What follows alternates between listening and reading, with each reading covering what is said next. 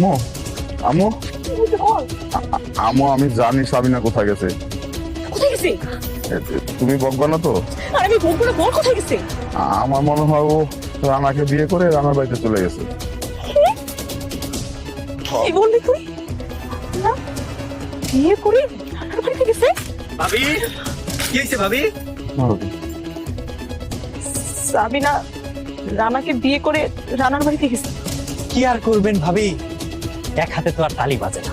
আমার শশী আবার এদিক দিয়ে একদম অন্যরকম, এসব উল্টাপাল্টা কাজের মধ্যে নাই। আমি ওরে নিয়ে খুব গর্ববোধ করি।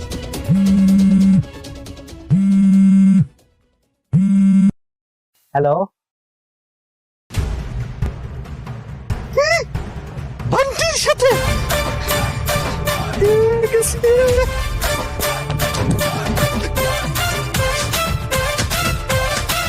আমু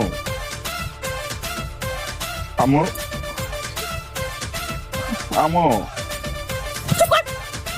কাহিনী, হ্যাঁ?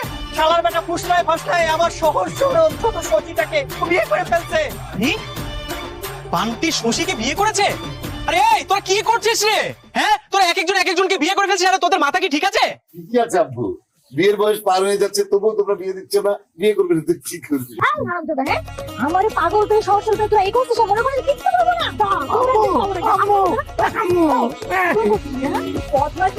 শশী, তুই কাকে বিয়ে করছিস? এই বান্টিকে বিয়ে করেছিস? আম্মু তোমার মতোই, যখন আব্বুর টাকা পয়সা ছিল না তখন তো তুমি আব্বুকে বিয়ে করছিলে।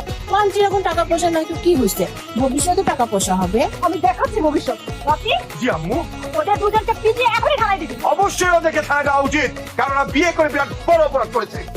আর সেই অপরাধে আপনার ছেলেও অপরাধী, আমাকে বিয়ে করে দূরে সরে রেখে দিয়েছে।